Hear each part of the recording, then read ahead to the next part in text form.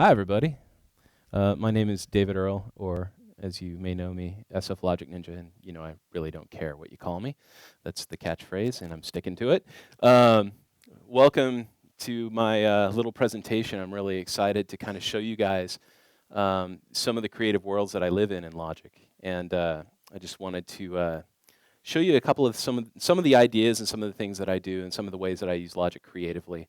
And then later on at the end of this, we'll have a question and answer period where you get to finally pick my brain live in person, which I'm sure will come up with some pretty cool stuff then. So just a little introduction.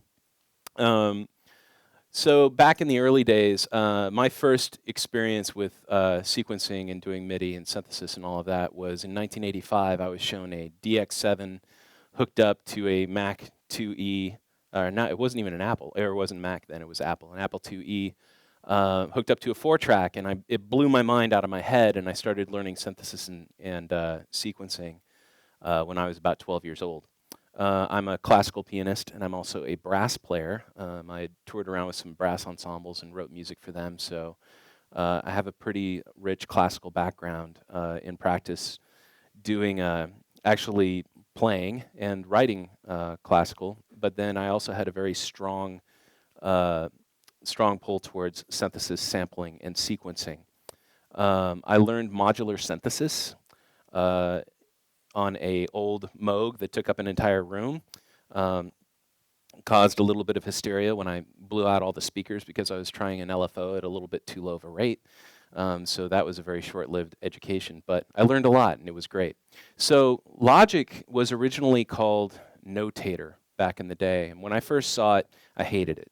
I basically hated all computers, and I thought that writing music on a computer is a complete joke.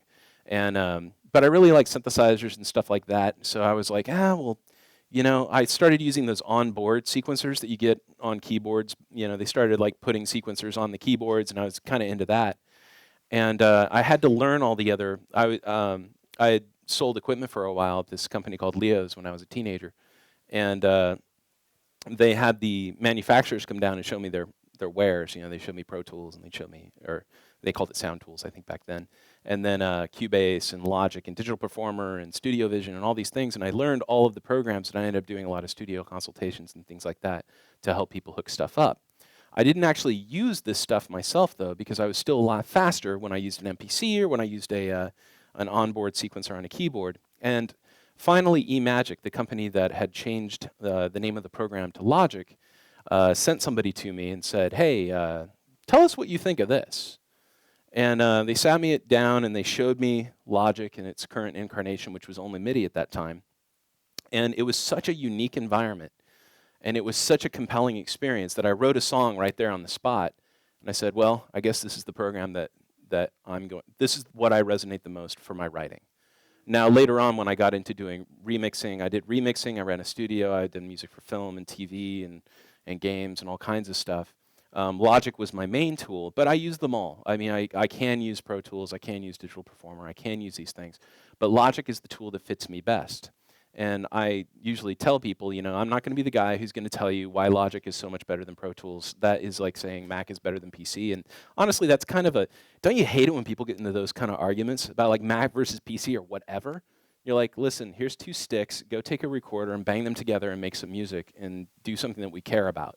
Like talking about Mac versus PC or getting stuck in forums, it's like, so how much work are you really doing?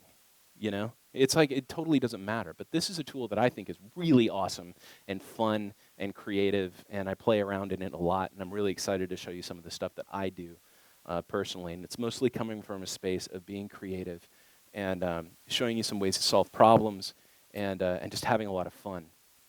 So that's how I stopped worrying and learned to love the computer, was when I was shown that program and started getting into that world.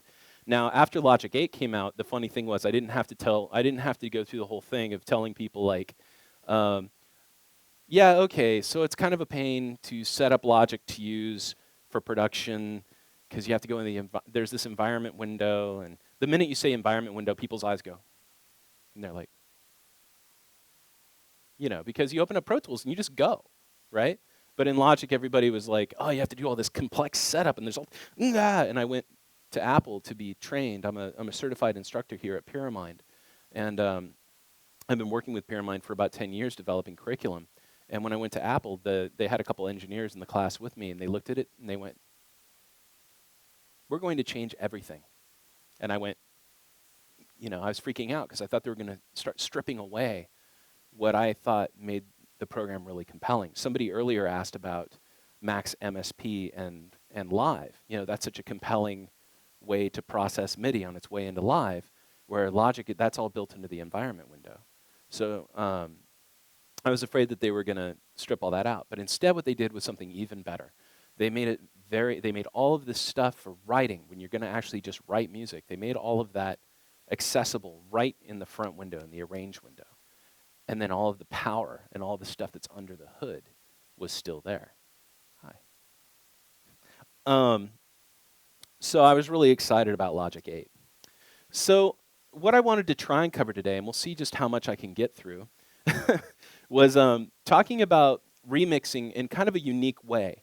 A lot of people, when they think about remixing, they think about dance remixes. They think about doing, taking an old recording and then turning it into a dance track. I did something a little bit. I'm doing some things that are a little bit different. I'm working right now with this fellow Frank Garvey over here, who's sitting in the audience. He and I have been collaborating together on some stuff that I think is kind of interesting, and or very interesting. And I want to show you guys kind of my process behind doing that. I want to briefly touch on scoring a picture and important things to do to get things together in Logic if you're going to start doing any music to picture. Then we're going to talk about using Logic and some of the other Logic tools that are included in Studio live. How do you get these things on a stage, and what do you do? I've had some experience using both Logic and MainStage live now, and I've got a whole new thing that I'm starting to do in MainStage that I'm really excited about. If anybody saw my last couple of videos, there's sort of a little hint towards where I want to go with that. So that's kind of my agenda for the day. So let's talk about remixing a sea shanty. So this song, I received this song from Frank, and basically the way that it was recorded was kind of like a tape machine. It's sort of like he just wanted to be creative by just turning the mics on, hitting record, and going.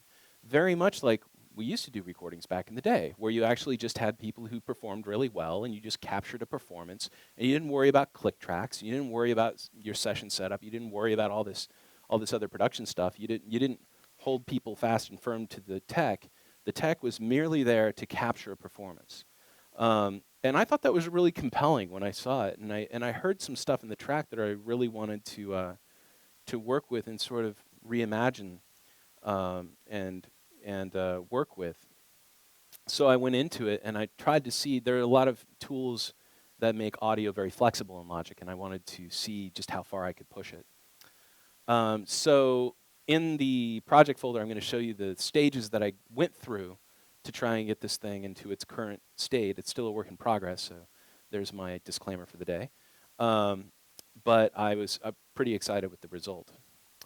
And then we'll be talking about, kind of all of the other stuff that I added to it, the new things that I added to it.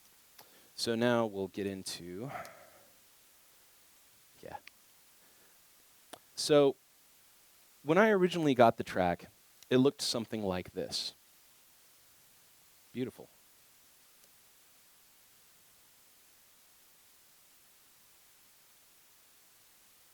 Hello? Is it hiding in one of my various? There it is. Okay. There we go. So this is kind of what it looked like. I like to use spaces a lot, so sometimes that's my downfall. It has all of these regions all over the place. There's some MIDI going on too, but I just mute that. There's edits, there's audio, he just went nuts creatively and just tried to get as much of the idea down as possible and just get it into Logic so that it was in a form that he could work with. And the initial tracks sounded something like this.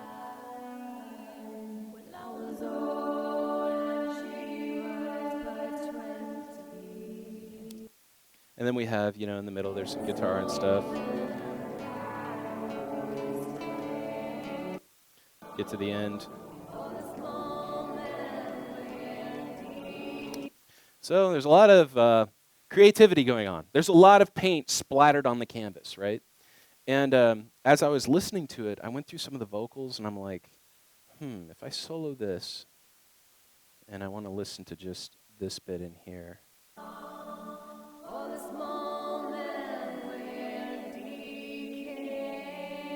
I was hearing all these multi-layered vocals, and I thought it was just this beautiful pastiche of ideas, and decided, it would be kind of cool if, I have something in my head. I've got this vision of what I think could happen with this song, and maybe we'll collaborate and make this happen.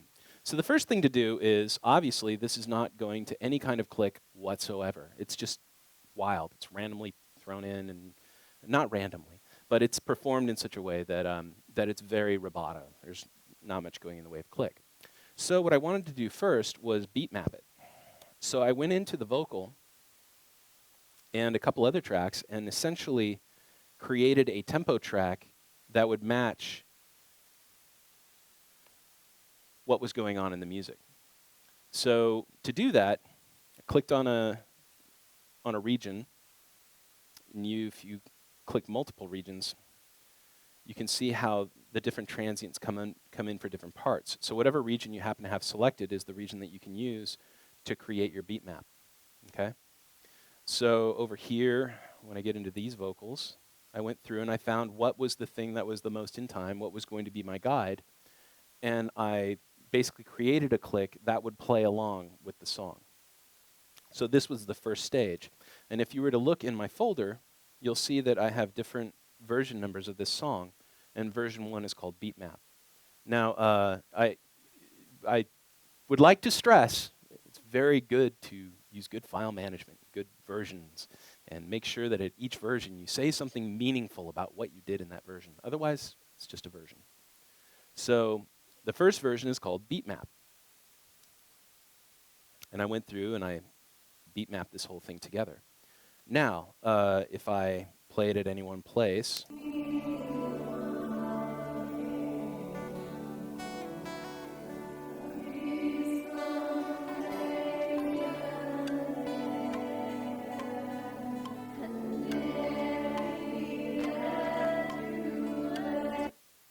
so the click is going to follow this thing down. Now what you do after that, I ended up using just the vocals. I ended up stripping out just the vocals, and the other stuff kind of went away.